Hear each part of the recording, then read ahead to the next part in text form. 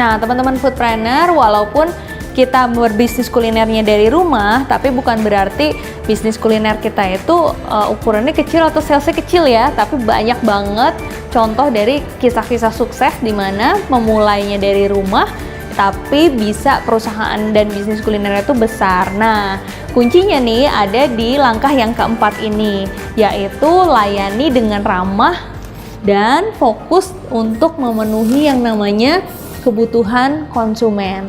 Karena kalau kita dari tadi ngomonginnya proses pertama kali ya, kita pengen lebih banyak orang untuk jadi konsumen kita, itu baru istilahnya langkah awal banget. Nah, tapi penentu dari bisnis kuliner kita ini bisa sukses, kemudian berkembang terus, kemudian salesnya juga meningkat terus-menerus, itu adalah proses yang terjadi setelah konsumen ini membeli produk pertama kali. Tadi kita lihat ya bahwa yang namanya produk yang lagi tren itu juga bisa membuat seseorang ini membelinya tuh cuma sekali atau bahkan mereka setelahnya mau membeli berulang. Kalau di konsep yang namanya brand atau bisnis ya, teman-teman mungkin pernah dengar yang namanya brand loyalty. Artinya konsumen kita ini tuh loyal, bener-bener suka gitu ya. Itu indikatornya ada dua. Pertama, mereka itu melakukan pembelian ulang. Jadi kalau misalnya teman-teman sekarang mungkin ada yang udah mulai dan udah jalan nih bisnis kuliner dari rumahnya. Nah, kita bisa melakukan pengecekan berapa kali sih sebetulnya satu customer ini udah melakukan pembelian ulang. Jangan-jangan nih semuanya itu customer baru, nggak pernah ada orang yang beli berulang. Nah, ini harus deg-degan nih teman-teman. Nanti macam-macam ya cara melakukan pengecekannya. Kalau dari awal belum pernah mendata atau mencatat nomor handphone mereka, nah mulai sekarang harus memiliki data yang lengkap terhadap siapa sih customer yang membeli. Jadi kita perlu punya nama, kemudian paling minimal adalah kita memiliki nomor handphonenya. Sekarang kan banyak melakukan pembelian itu sebetulnya melalui online ya, jadi harusnya teman-teman punya nomor handphone mereka. Kalau dari catatan kita nih, ternyata 90% itu customer baru terus, tapi yang beli berulang itu cuma ada 10%. Nah, ini langkahnya adalah paling sederhana adalah teman-teman hubungi misalnya yang pernah membeli sebelumnya nih, kemudian melakukan follow up. Mungkin ada yang udah dilakukan juga, ada yang belum. Tapi kalau misalnya kita udah sering follow up, tapi juga mereka jarang atau nggak beli lagi, kita bisa misalnya hire anak magang nih, misalnya minta mereka untuk melakukan studi kasus gitu ya.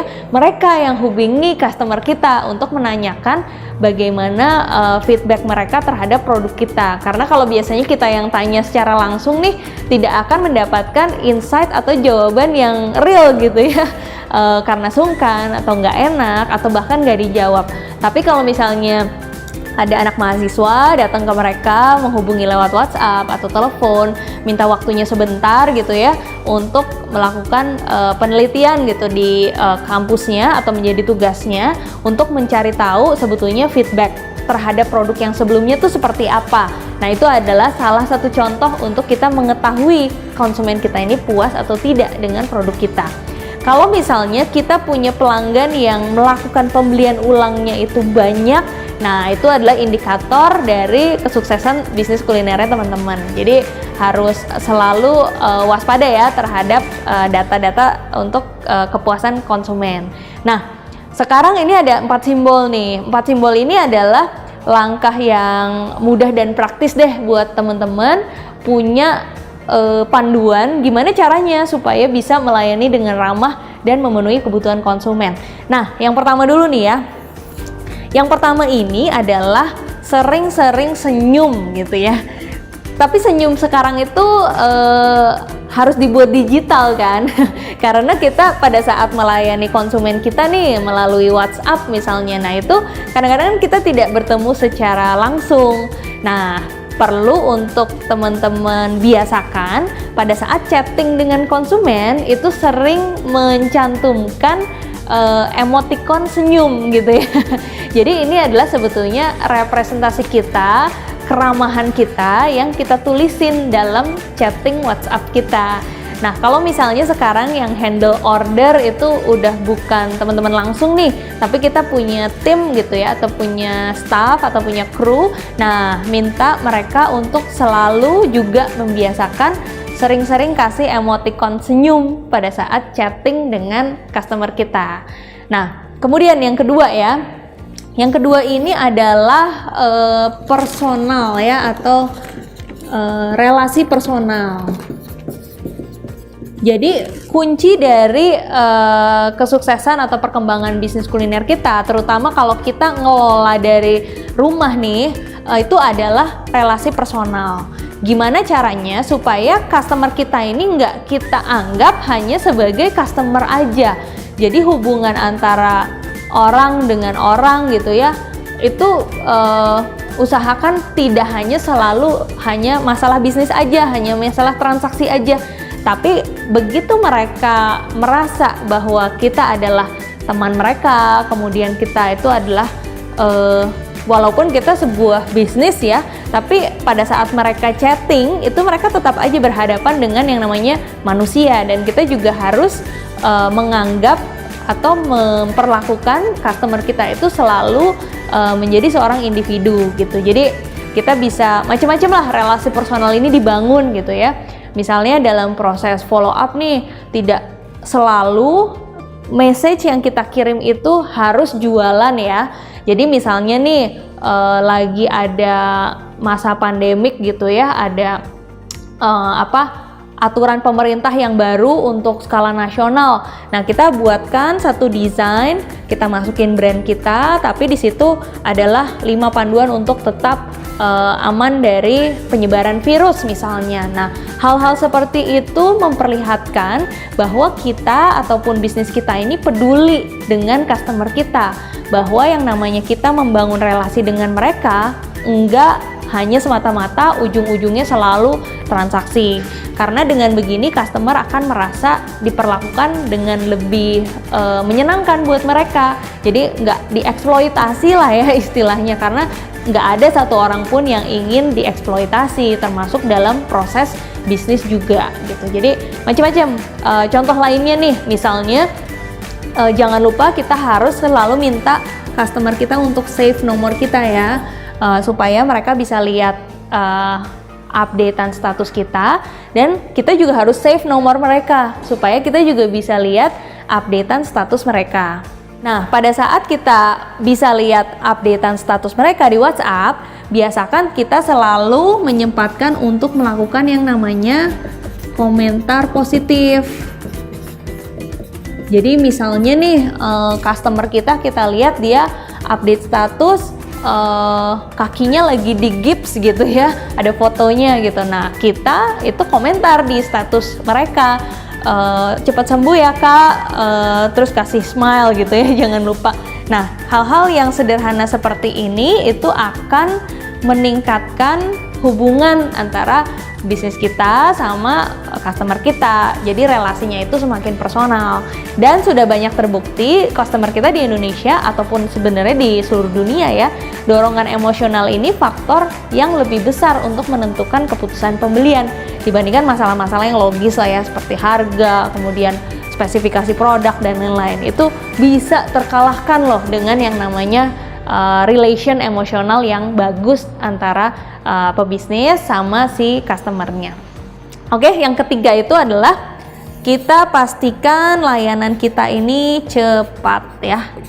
Jadi yang namanya era internet itu udah nggak bisa dihindari lagi. Orang-orang itu satuan waktunya tuh udah beda gitu. Mungkin kalau 20 tahun yang lalu gitu ya, kalau kita mau memesan barang mungkin datangnya itu 1 bulan kemudian, orang masih bisa toleransi gitu. Tapi kalau saat ini, dimana bisnis lain pun yang namanya balas chatting itu harus langsung, kemudian kalau menunggu pengiriman barang itu ya kalau nggak hari ini itu maksimal besok, berarti kita juga harus beradaptasi. Kalau nggak ya kita akan kehilangan konsumen. Nah, cepat ini betul-betul jadi kunci ya, karena kalau misalnya kita jadi customer langsung aja, kadang-kadang kita mau membeli sesuatu nih, tapi yang balas chatting itu lama gitu. akhirnya kita keburu melakukan hal lain gitu ya.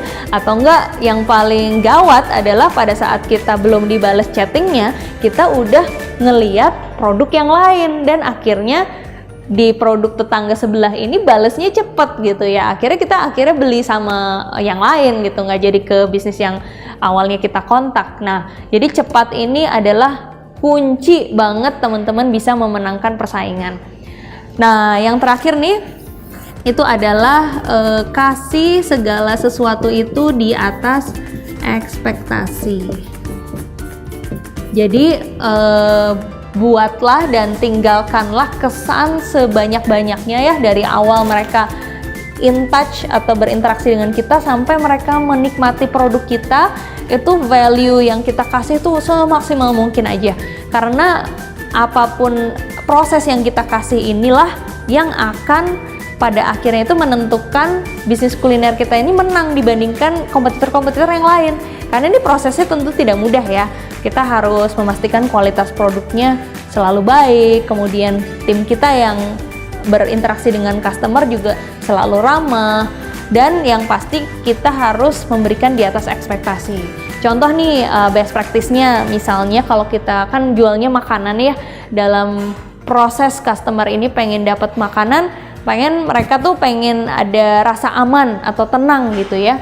Jadi misalnya kalau kompetitor kita ini ngasih kreseknya itu cuma 1, nah kita kasih kreseknya 2 gitu ya, karena ini akan secara persepsi gitu, mungkin secara ilmiah nggak tahu juga gitu, tapi secara persepsi, oh iya kalau yang plastik yang di luar itu yang kena debu, kena kotoran gitu ya, kemudian plastik yang di dalamnya ini masih lebih aman, sehingga pada saat mereka nerima, wah 2 kantong plastik gitu ya, wah mereka ngerasa value-nya tinggi gitu. Kemudian juga misalnya kita kasih prepet gitu ya, yang pengunci kabel yang bisa memastikan kantong plastik kita yang di online delivery ini tuh nggak dibuka-buka selama perjalanan. Nah, itu juga contoh dari hal sederhana tapi bisa meningkatkan customer itu dapat di atas ekspektasi dia gitu. Macam-macam lain lah, misalnya kita punya produk baru, untuk kita memperkenalkan produk baru kita, customer yang beli kita sisipin nih trial produknya ya dalam kemasan yang lebih kecil. Nah, itu juga di atas ekspektasi mereka. Semakin sering mereka dapat kejutan lah ya, istilahnya kejutan positif ya, tentunya itu akan terus menambah value sehingga customer itu semakin mencintai produk kita, dan akhirnya brand loyalty itu bisa tercapai. Mereka bisa beli berulang dan mereka pun mau merekomendasikan ke kenalan-kenalan mereka. Jadi salesnya bisnis kuliner teman-teman bisa terus naik dan naik. Oke, itu tadi teman-teman langkah-langkah yang bisa langsung teman-teman ikutin dalam rangka memanfaatkan WhatsApp nih untuk perkembangan bisnis kuliner teman-teman. Jadi harapan saya semoga langkah-langkah itu bisa membantu teman-teman supaya lebih kebayang dan secara teknis mempraktekannya langsung. Pasti teman-teman akan dapetin manfaat dan berasa nih ternyata kalau banyak detail nih ya yang kita kerjain itu juga akan berimpact langsung ke peningkatan sales. Oke, saya berharap bisnis teman-teman selalu sukses dan terus berkembang. Sampai ketemu di Foodies Class selanjutnya.